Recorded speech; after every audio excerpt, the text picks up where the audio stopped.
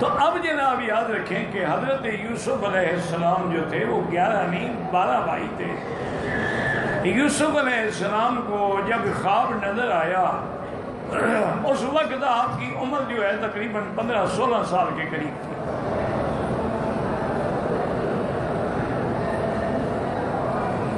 انہوں نے یہ خواب جو ہے حضرت یعقوب علیہ السلام اپنے والد کو بتلایا۔ انہوں نے فرمایا کہ بیٹا کسی کو اس بات کے بارے میں خبر نہ کرنا۔ ویسے بھی قاعدہ ہے، یاد رکھو، اگر خواب ڈراؤنا نظر آئے تو حضور نے فرمایا کہ اٹھ کے بائیں طرف 3 دفعہ تھوک دو اور 3 دفعہ پڑھو لا حول ولا قوت الا باللہ العلی العظیم، اور پھر کسی کو نہ بتاؤ تو کچھ بھی نہیں ہوگا۔ اور اگر خواب برا نہیں ہے، اچھا ہے لیکن سمجھ نہیں آتا، تو اس کا بھی حکم ہے کہ ہر کسی کو جا کے نہ کہو کہ مجھے خواب کی تعبیر دو، کسی عالم کے پاس جاؤ جو تعبیر رویا کا علم رکھتا ہو، تاکہ وہ تعبیر دے تو اچھی تعبیر دے، ایسا نہ ہو کہ بس منہ سے نکال دے، کبھی نکالے گا۔ حضور نے فرمایا رویا علی رجل طائر، رویا تو ایسے ہے کہ جیسے پرندے کے پاؤں پہ کوئی دانہ رکھا ہو، ہلا اور گر گیا۔ تو آپ نے فرمایا اذا عبرت وقعت، جیسے تعبیر دے گا ہو جائے گا۔ اس لیے عالم سے پیش کریں۔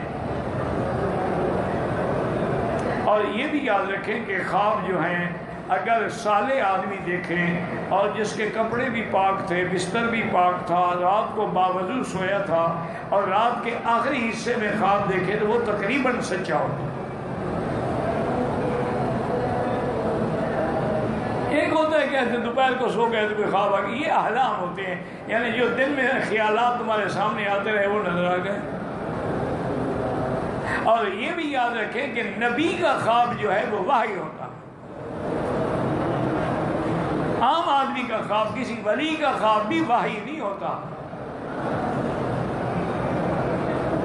کسی صحابی کا خواب بھی وحی نہیں ہوتا، نبی کا خواب وحی ہوتا۔ جیسے کہ حضرت ابراہیم علیہ السلام نے خواب دیکھا تھا اور بیٹے سے کہا انی اذبحک، انی رأیت فی المنام انی اذبحک فانظر ماذا تری، قال یا ابت افعل ما تؤمر۔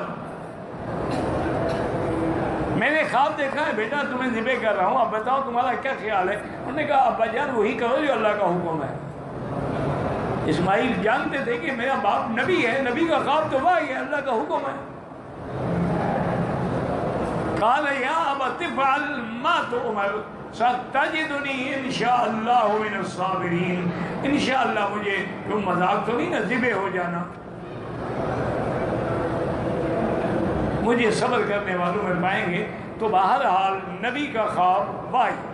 ایک بات یاد رکھیں، میں عمرے پہ آئی ہوں، خواب میں پتہ نہیں کوئی بہت مجھے مارتا، یہ سب جھوٹی باتیں ہیں، برے خواب آتے ہیں، کسی کو بتایا ہی نہ کریں۔ حضور نے فرمایا خواب 2 قسم ہوتے ہیں، ایک رحمانی ایک شیطانی۔ رحمانی خواب کی علامت تو یہ ہے کہ وہ تہجد کے وقت میں آتا ہے اور آدمی پاک صاف بستر پہ سویا ہو اور باوضو لیٹا ہو، اس وقت جو اس کو خواب آتا ہے وہ تقریباً صحیح ہوتا ہے۔ اگر وہ خواب تم نے دیکھا ہے اور صحیح ہے لیکن سمجھ نہیں آ رہا تو حضور نے فرمایا کہ ہر کسی کو نہ بتایا کرو، چونکہ خواب کی ایسی کیفیت ہے کہ اللہ رجل طائر، جیسے پرندے کے پاؤں پہ کوئی دانہ رکھا ہو نا، گندم ہلے گا تو دانہ گر جائے گا، یہ بھی جب تعبیر کوئی دے دے گا تو اسی طرح واقع ہو جاتا ہے۔ اس لیے ہمیشہ کسی عالم سے، کسی صاحب عقل سے، صاحب فہم سے جا کر اپنا خواب بیان کریں تاکہ وہ تم کو صحیح تعبیر دے، اور جب تک کوئی عالم نہ ملے ہر کسی کو نہ بتایا کریں کہ میں نے یہ خواب دیکھا ہے، کیونکہ خواب بڑی عجیب ہوتے ہیں۔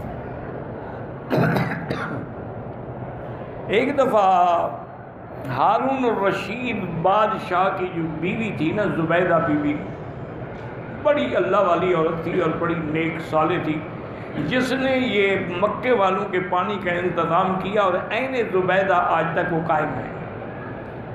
وہ صبح کی نماز کے بعد رو رہی تھی، چیخ رہی تھی، اور ہارون آئے، انہوں نے کہا کیا بات ہے؟ انہوں نے کہا میں نے ایسا گندا خواب دیکھا ہے کہ مجھے اب آرام ہی نہیں آتا۔ انہوں نے کہا وہ کیا خواب ہے؟ انہوں نے کہا میں نے خواب یہ دیکھا ہے کہ انسان بھی ہیں، گھوڑے بھی ہیں، گدھے بھی ہیں، جانور بھی ہیں، سب مجھ سے جمع کر رہے ہیں۔ تو میری تو چیخیں نکل گئیں۔ ہارون نے فرمایا گھبرانے کی بات نہیں، کوئی حقیقت تو نہیں ہے نا، ایک خواب ہی ہے نا۔ میں ابھی امام ابو یوسف اس وقت وہاں کے قاضی القضات تھے، سب سے بڑے قاضی جو تھے بغداد کے وہ تھے۔ ان کو بلایا اور ان سے بی بی زبیدہ نے اپنا خواب پیش کیا، تو اس نے کہا بی بی تمہیں مبارک ہو، یہ تو بڑا اچھا خواب ہے۔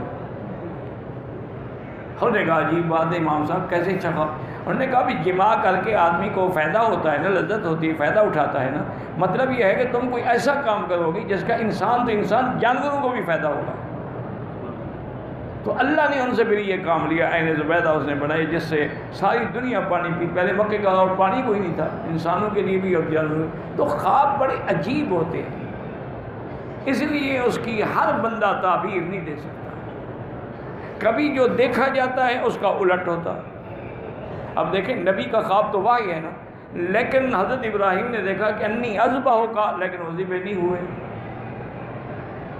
تو اس طرح یہ بڑے عجیب، اور اس فن میں حضرت محمد ابن سیرین رحمۃ اللہ علیہ بھی بہت بڑے معبر تھے۔ انہوں نے کتاب تعبیر الرؤیا بھی لکھی ہے، اب بھی ملتی ہے۔ ایک آدمی نے آ کے پوچھا ان سے خواب کہ حضرت میں نے دیکھا ہے کہ میری چارپائی کے نیچے اتنا بڑا لگن ہے اور اس میں انگارے جل رہے ہیں، دہک رہے ہیں، اور میں تمہیں کوئی بہت بڑی دولت ملے گی، جاؤ چلائیے۔ کچھ عرصے کے بعد پھر ایک آدمی آیا، اس نے کہا حضرت میں نے بھی خواب دیکھا ہے کہ میری چارپائی کے نیچے اتنا بڑا لگن ہے، اس میں انگارے دہک رہے ہیں۔ فرمایا اس کا مطلب ہے تمہارے گھر کو آگ لگ گئی۔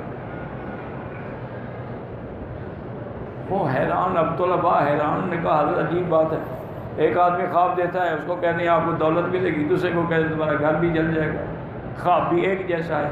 انہوں نے فرمایا جس نے پہلا خواب بتایا نا وہ سردیوں کا زمانہ تھا، تو اس وقت تو آگ نعمت ہوتی ہے نا، ہر کوئی اس کے نفع اٹھانا چاہتا ہے۔ اس نے جب خواب دیکھا تو گرمی کا زمانہ، گرمی میں تو انگارے ہوں تو وہ تو عذاب ہے، اس لیے میں نے اوقات کے مطابق تعبیر کی، اور وہی ہوا جو انہوں نے کہا تھا۔